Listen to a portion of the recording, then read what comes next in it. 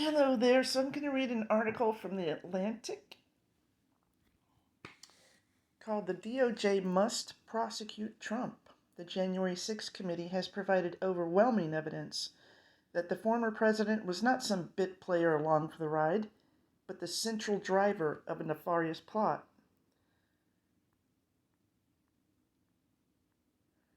After 7 hearings held by the January 6th committee thus far this summer, doubts as to who is responsible have been resolved.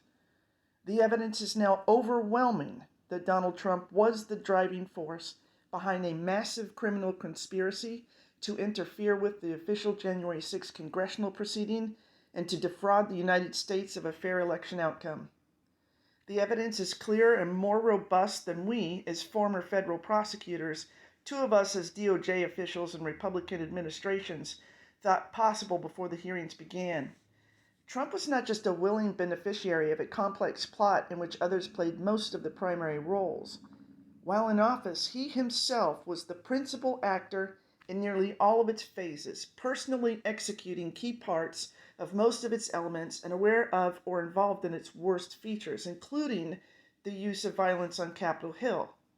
Most remarkably, he did so over vehement objections raised at every turn, even by his sycophantic and loyal hand-picked team. This was Trump's project all along.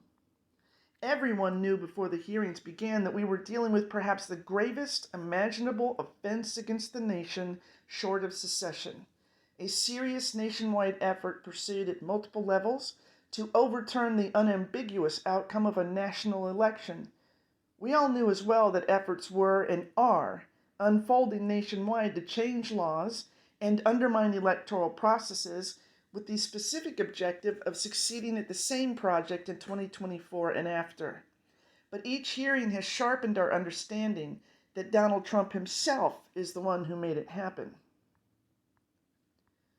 As former prosecutors, we recognize the legitimacy of concerns that electoral winners prosecuting their defeated opponents may look like something out of a banana republic rather than the United States of America, that doing so might be viewed as opening the door to prosecutorial retaliation by future presidential winners, and that, in the case of this former president, it might lead to civil unrest.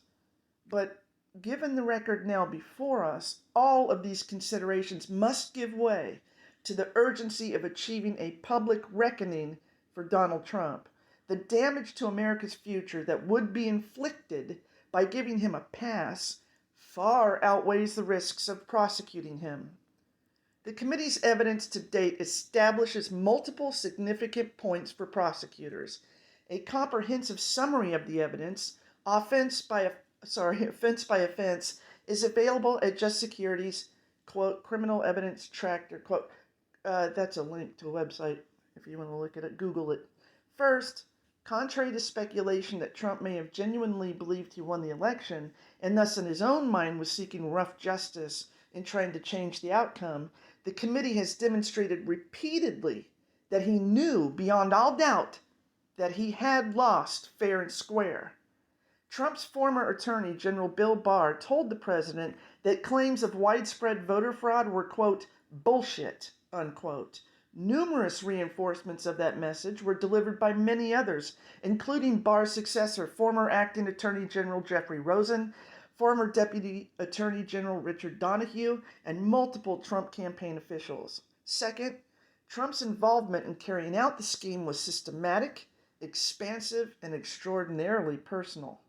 As if to illustrate how personal his intervention was and is, Republican Liz Cheney, the committee's vice chair and the representative from Wyoming, dropped a bombshell at the end of Tuesday's hearing.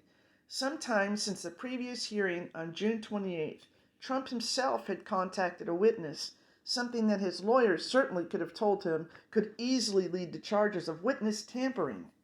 Cheney announced that the committee has notified the Justice Department of Trump's latest misconduct.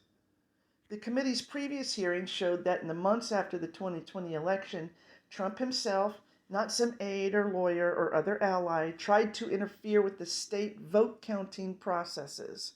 Among the most memorable incidents was his 67-minute January 2nd call to Georgia Secretary of State Brad Raffensperger asking him to, quote, find, unquote, 11,780 non-existent votes, creating a Trump win. Trump himself also called to try to influence the state's chief elections investigator, Francis Watson, and spoke with Georgia Governor Brian Kemp to urge him to call a special legislative session to appoint alternative electors.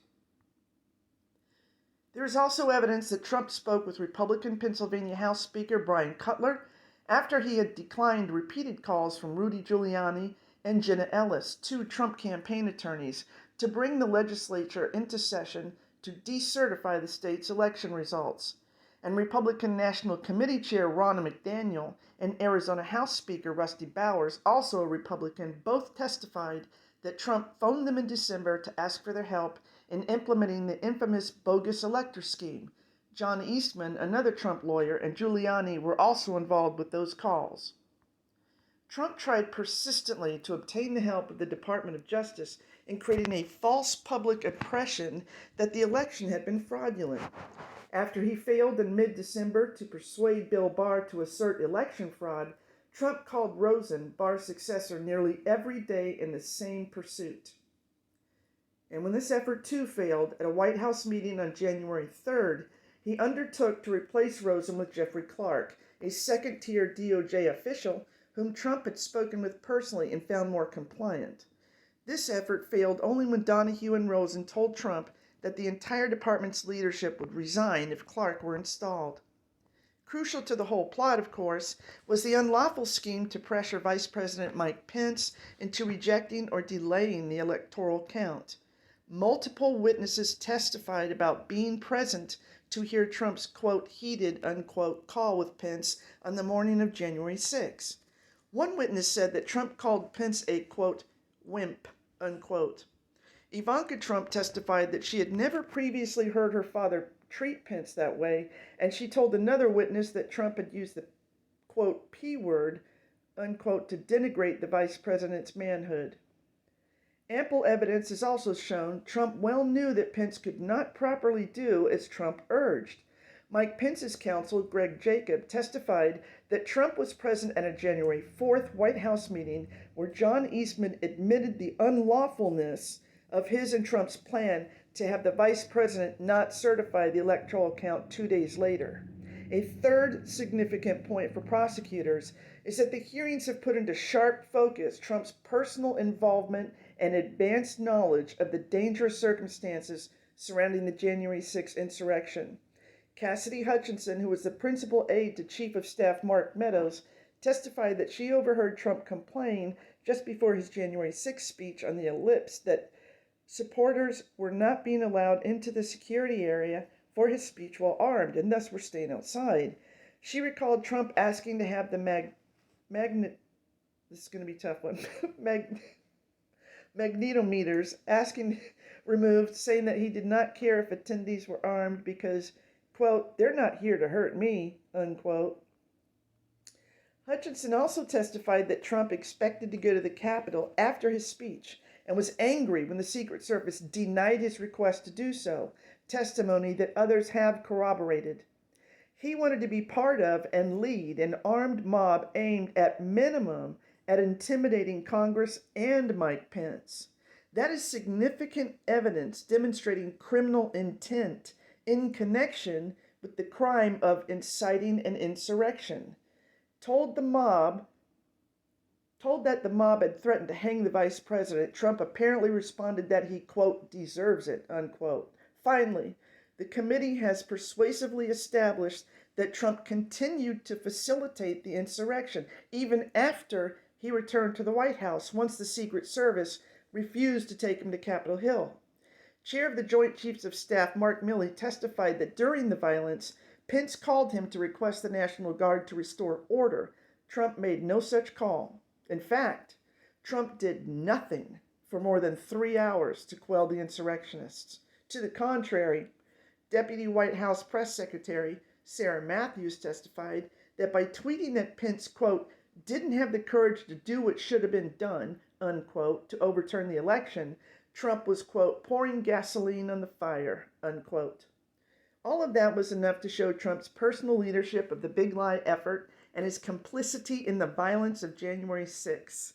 But in addition, at Tuesday's hearing, the committee focused attention on Trump's December 19th tweet inviting his supporters to a, quote, big protest in D.C. on January 6th, unquote. He added, quote, be there, we'll be wild, unquote.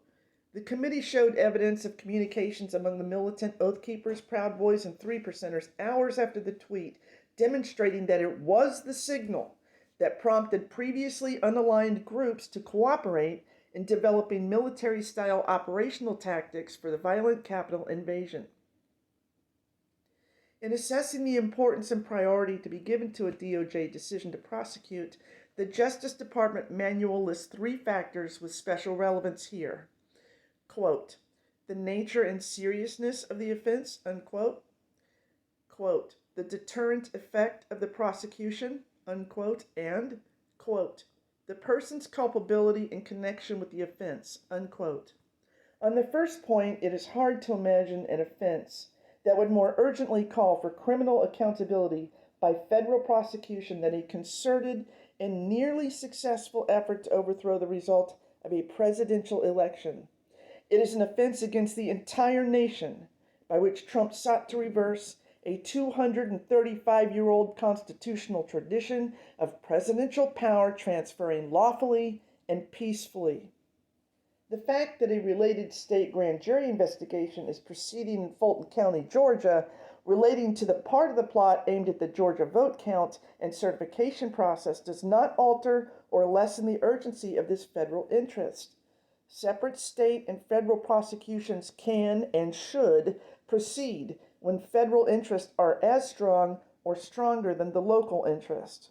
Nor can there be any doubt about the crucial need to deter future attempts to overthrow the government. For the past 18 months and presently, Trump himself and his supporters have been engaged in concerted efforts across the country to prepare for a similar but better planned effort to overcome the minority status of Trump's support and put him back in the White House. Moreover, if the efforts of the former president and his supporters garner a pass from the federal authorities, even in the face of such overwhelming evidence, Trump will not be the only one ready to play this game for another round. As many have pointed out, deterrence requires that the quest for accountability succeed in achieving a conviction before a jury, here most likely made up of citizens of the District of Columbia. And the department's regulations make the odds of the prosecution's success an important consideration in determining whether to go forward. In the case of a person who has made a career out of escaping the consequences of his misconduct, this is no small issue for the Attorney General to take into account. But as former prosecutors, we have faith that the evidence of personal culpability is so overwhelming that the case can be made to the satisfaction of such a jury. One of us, Gerson, has tried many difficult cases before D.C. juries with success. As a defendant, Donald Trump would open the door to all sorts of things that wouldn't come into a normal trial, and the prosecutor could have a field day, an argument about how this would-be tyrant tried to overthrow the government that has kept our nation free for 2.25 centuries. Bottom line, given what is at stake, even with the risk of a hung jury leaving room for a second trial, there is no realistic alternative but to go forward. Any argument that Donald Trump lacked provable criminal intent is contradicted by the facts elicited by the January 6th committee, and the tradition of not prosecuting a former president must yield to the manifest need to protect our constitutional form of government and to ensure that the violent effort to overthrow it is never repeated.